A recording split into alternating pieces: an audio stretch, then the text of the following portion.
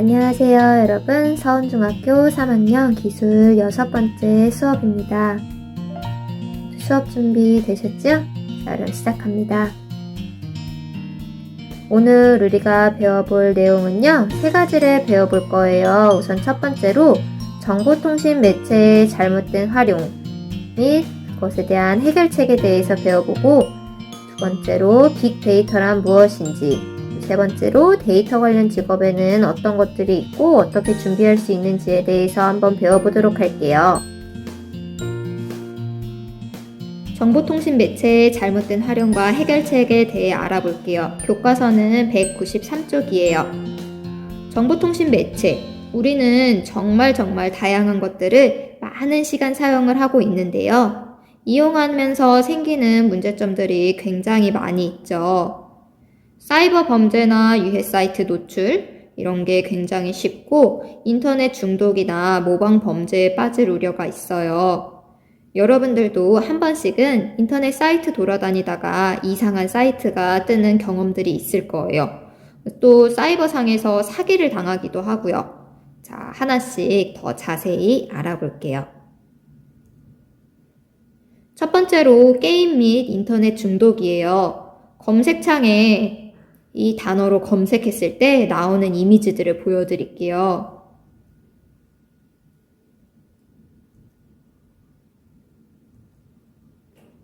어때요? 다 느낌이 비슷하죠?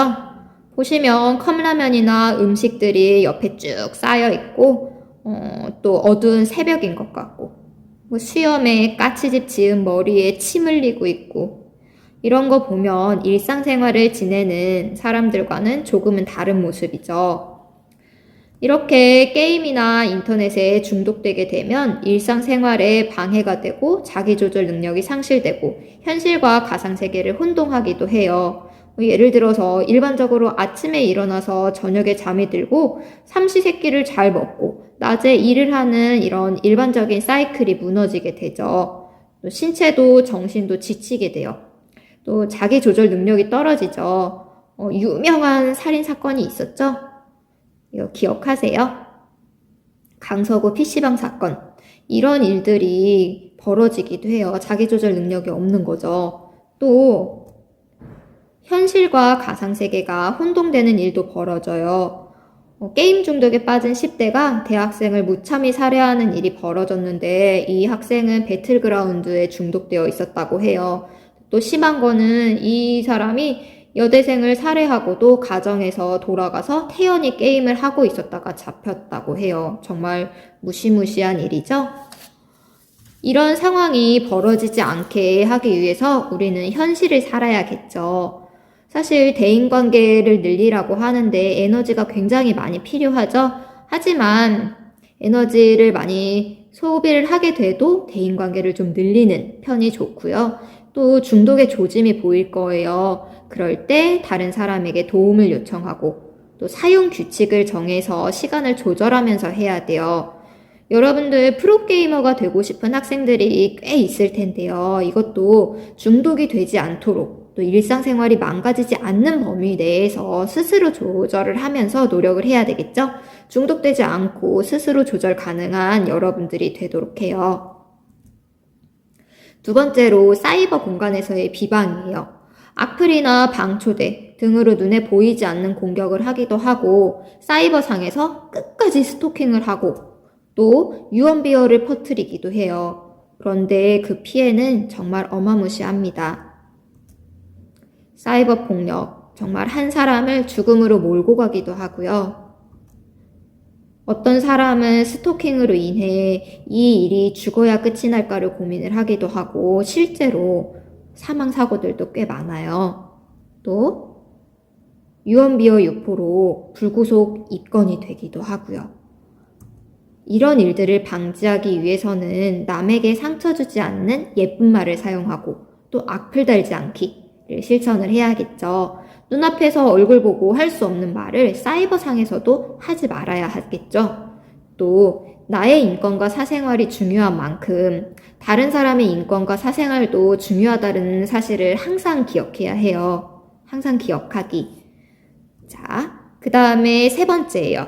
불법 콘텐츠 및 유해 사이트 관련 문제인데요. 이것들은 모방 범죄로 이어지기도 하고 유해 정보로 여러분들의 정신적이고 육체적인 건강에 손상이 되기도 해요. 앞에 있었던 강서구 사건을 모방한 일도 있었어요. 강서구 PC방 살인 사건을 본 다음에 자기 외할머니를 살해를 했어요. 정말 끔찍하죠. 이런 일이 있기도 하고요. 또 최근 유명한 사건이죠. N번방 사건도 있어요. N번방 사건도 있고 뭐 성착취물 등 불법 콘텐츠 같은 것들도 있는데요.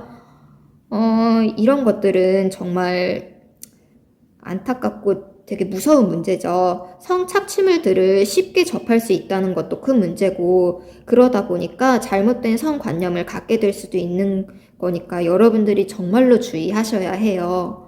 이런 일들을 방지하기 위해서 우리는 지식재산권 교육을 강화해야 하겠고요. 불건정 정보 접근, 이용을 자제해야겠죠. 또 컴퓨터에 아예 유해 사이트 차단 프로그램을 설치하는 것도 한 방법일 거예요. 우리 여기까지 정보통신 매체의 잘못된 활용과 해결책에 대해 이야기를 해봤고요. 이번에는 교과서를 넘겨봅시다. 뒷장으로 넘어가서 빅데이터에 대한 이야기를 해볼게요. 여러분 영어 잘하죠? 선생님보다 훨씬 더 잘할 것 같은데요. 빅데이터가 뭘까요? 무슨 뜻일까요? 뭐 선생님이 하면 데이터가 엄청 빅하다? 라고 하면 될까요?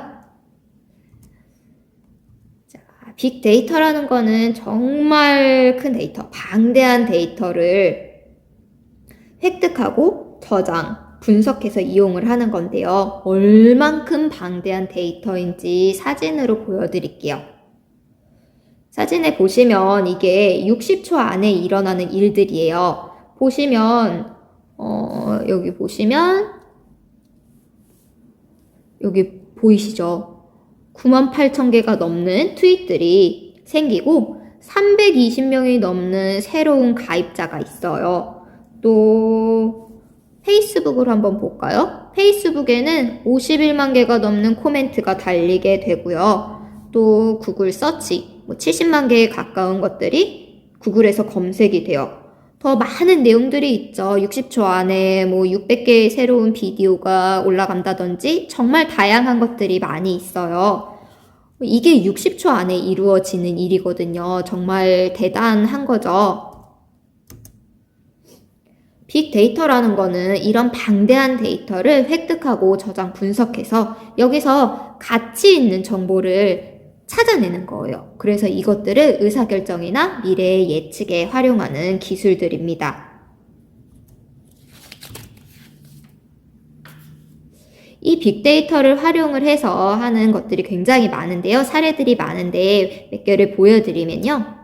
질병의 발병 가능성을 예측하기도 해요. 이거는 에볼라 바이러스가 돌았을 당시에 사람들이 검색하는 양, 이 단어를 검색하는 양을 나타내서 그 질병 발병 가능성을 예측해 본 거예요. 또 상품 마케팅에 이 빅데이터를 이용을 하기도 해요. 구매자의 니즈, 욕구를 찾아서요. 그 욕구를 충족시켜주는 거죠. 그러면 이 제품을 더 많이 잘 사용할 거니까요. 또 심야버스 노선을 만들 때 이런 빅데이터를 활용을 했어요. 유동인구의 밀집도를 분석을 해서요. 어떻게 하면 이 심야버스가 잘 돌아다닐 수 있을까? 많은 사람을 태울 수 있을까? 이거 최적화를 해서 배차 간격도 조정하고 하는 거죠. 여기에도 사용이 되었고요. 스마트 뉴스 서비스를 제공하기도 해요. 시간별로, 매체별로 검색하고 요약해서 맞춤형으로 여러분들에게 보여주는 거죠. 실제로 여러분들 인터넷 사이트 상에서 보는 광고들도 여러분들이 뭘 클릭하고 어느 사이트에 들어갔는지를 다 분석해서 보여지는 광고들이에요. 정말 소름 돋지 않아요? 이게 진짜 많이 사용이 되고 있는 빅데이터들이에요. 또 다른 사례들은 유권자의 표심, 선거 때 유권자의 표심을 엿보기도 하고요. 이번에 떴던 기사인데요. 어느 나라가 사회적 거리두기를 잘하는지 구글은 알고 있는 거죠. 심지어 농산물 가격도 예측이 가능하다고 해요. 대단하죠. 정보가 돈이 되는 시대에 우리는 지금 살고 있어요. 그래서 이 데이터와 관련된 직업들이 정말 많이 생겼어요. 그 중에 3가지만 우리가 알아보면요. 데이터베이스 관리자라는 것도 있어요. 영어로는 DBA라고 부르는데요. 하는 일은 컴퓨터를 사용해서 각종 데이터를 체계적으로 수집, 정리해서 데이터베이스를 구축하고 분석해주는 직업인데요. 이 DBA가 되기 위해서 필요한 능력은 다양한 데이터베이스 관리 프로그램, 그런 활용 능력이 필요하고요. SQL이나 이런 것들에 대한 전문적인 지식이 필요하다고 해요. 관련 자격증에는 국내에서는 정보처리기사나 산업기사, 기능사 같은 게 있고 국제에서는 오라클에서 하는 OCA나 이런 것들이 있다고 해요. 다양하게 인터넷에 찾아보면은 이것들에 대한 정보들이 나오니까 혹시 궁금하신 분들은 그걸 또 찾아보면 될 것 같아요.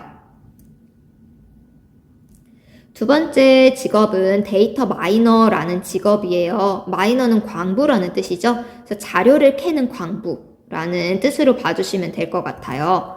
이 직업이 하는 일은 데이터를 원하는 형태로 바꾸고 분석해서 필요한 정보를 찾아줘요. 흩어진 데이터를 모아서 유용한 정보로 만들기도 하고요. 데이터 마이너가 되기 위해 필요한 능력은 아무래도 수리 통계학이나 프로그래밍에 깊은 관심과 전문성이 있어야 되겠고요. 보통 이런 데이터 마이너는 혼자 하는 직업이 아니에요. 그러다 보니까 보통 팀으로 일을 하기 때문에 의사소통 능력과 팀워크 능력이 필요하고 논리적 사고력이나 추리력이 필요해요. 또 관련 자격증으로는 이런 것들이 있고요. 선생님이 이걸 더 자세히 나타내고 있는 사이트를 여기 적어 놨거든요. 이거는 선생님이 링크로 다시 한번 걸어 드리도록 할게요. 3번째로 데이터 큐레이터예요. 이거는 온라인에 존재하는 다양한 정보 중에서도 사용자가 원하는 가치 있는 정보만을 정보만을 모아서 유용하게 사용할 수 있도록 제공하는 직업인데요. 이것에 대한 거는 핵심 역량으로는 어플리케이션과 데이터를 자유자재로 다룰 수 있는 능력이 필요하다고 하고, 필수 덕목은 인문학을 바탕으로 한 비즈니스 통찰력이 필요하다고 해요. 장점은 정년에 상관없이 일을 할 수 있고, 단점으로는 꾸준히 공부하고 연구해야 된다는 거. 이것도 선생님이 잘 설명해 놓은 사이트를 찾아놨어요. 이것도 선생님이 링크를 걸어 드릴게요. 그걸 좀 확인하시면 될 것 같아요. 네, 다음 시간에는 SBS 스페셜 감시사회를 나눠서 시청을 할 거예요. 이 시청해보고 그 내용을 나눠보는 시간을 가질 텐데요. 저번 시간에 봤던 구글 글래스 기억하세요? 네, 그게 이 감시사회에서 나왔던 영상이에요. 우리 더 흥미로운 영상들 많으니까 이거 보면서 그 내용들 함께 나눠보기로 해요. 자, 오늘 수업 수고하셨습니다.